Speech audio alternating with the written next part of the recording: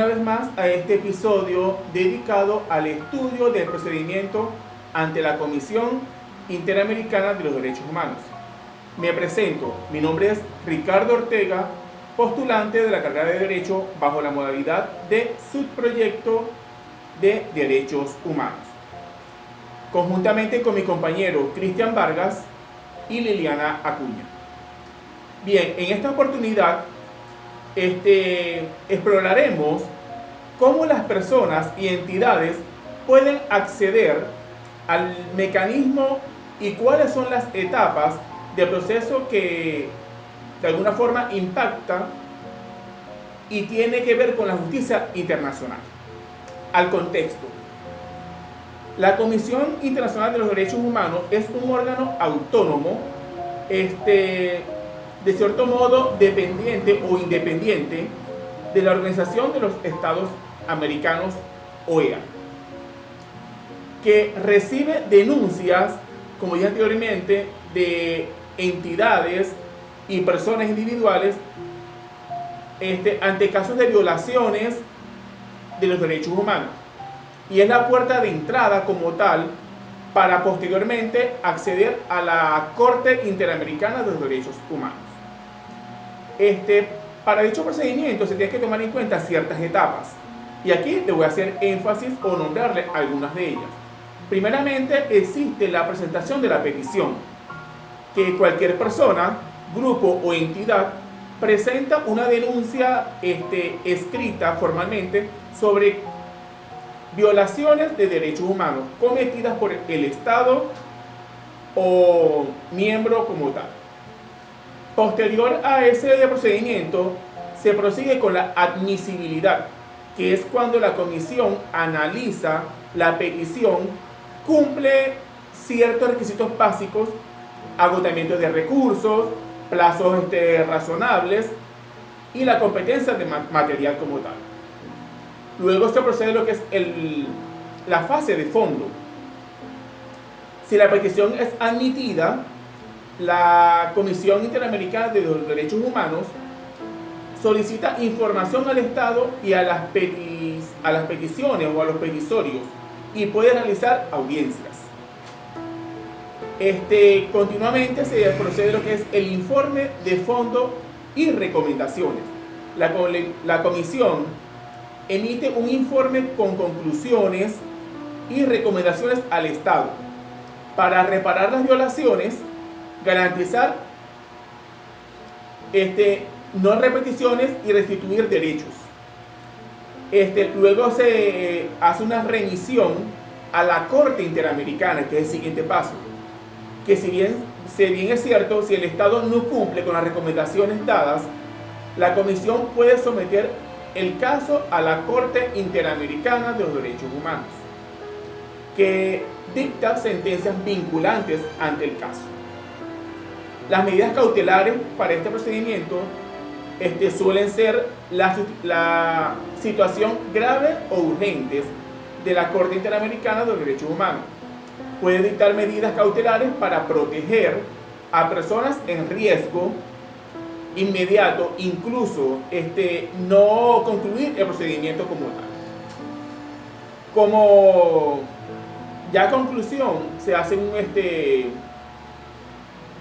digamos que como para concluir este punto que me ha tocado exponerles, se dice que el procedimiento ante la Comisión de la Corte Interamericana de los Derechos Humanos constituye un puente entre las víctimas y la justicia, de manera que, aunque largos y complejos, representan una vía fundamental y garantizar los derechos que el Estado responde por violaciones, y que los derechos humanos se mantengan como pilares de nuestra democracia. Adelante, compañero. Para recalcar un poco lo que explicó mi compañero Ricardo sobre los procedimientos ante la Corte de los Derechos Asociados a la Justicia del Sistema Interamericano. El procedimiento inicia con la presentación o la petición de la Comisión Interamericana de los Derechos Humanos. La comisión, o sea, es decir, los encargados, inician con investigar los hechos, y si el Estado no cumple con las recomendaciones, pueden remitir el caso ante la Corte Interamericana. Etapas de los procedimientos. Bueno, ante la presentación del caso, la Comisión Interamericana de los Derechos Humanos somete el caso ante la Corte. Deliberación y sentencia. La Corte emite una sentencia vinculante que obliga al Estado a reparar las violaciones y garantizar la petición, por supuesto. Derechos asociados a la justicia y el sistema interamericano. Los derechos asociados a la justicia garantizan que las víctimas puedan acudir a las instancias interamericanas cuando los mecanismos internos resultan insuficientes. Los derechos a un recurso efectivo son los estados deberían ofrecer vías judiciales reales eficientes para proteger los derechos humanos. Derecho a la repartición integral, que incluye medidas a la restitución y compensación de habilitación y garantizar de no repetición. Derecho a la verdad, reconoce la importancia de esclarecer los derechos y evitan la impunidad. Impacto del sistema interamericano ha sido una clave en los casos de desapariciones forzadas, violencias de género y libertad de expresión, y derechos de los pueblos indígenas. Sus decisiones han fortalecido democracias y el Estado de hecho de religión. Para concluir el procedimiento ante la Corte, la Interamericana no es un mecanismo jurídico, sino una herramienta de una esperanza para las víctimas y un recordatorio constante de la justicia y transientes fronterizas. Para continuar con mi tema, exponer las obligaciones del Estado. El Estado, como organización política y jurídica, tiene la obligación de respetar, proteger y garantizar los derechos humanos. Estas obligaciones se dividen en 3 niveles: respetar y no vulnerar los derechos, proteger y evitar que terceros los vulneren, garantizar y crear condiciones para el ejercicio efectivo. Las obligaciones sociales y económicas: provisión del servicio público, educación, salud y seguridad social, abusos y promover la equidad, implementación de políticas públicas que reduzcan la desigualdad. Las obligaciones políticas y jurídicas: mantener un sistema democrático y participativo, asegurar la independencia judicial y el acceso a la justicia, promover la transparencia y la rendición de cuentas. Ok, estimados compañeros y amigos, para concluir con este estudio relacionado a la Comisión Interamericana de los Derechos Humanos, cabe recalcar que existen instrumentos que garantizan dichos procedimientos a los derechos humanos.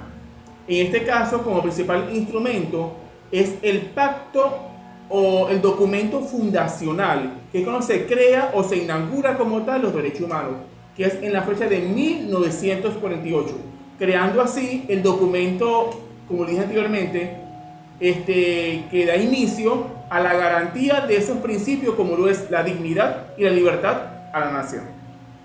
Para también conocer uno de estos pactos también fue el Pacto Internacional Civiles y Políticos de 1966.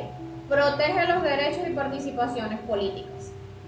También está el Pacto Internacional de Derecho Social y Cultural de 1966, que garantiza el derecho a la educación, la salud y al trabajo.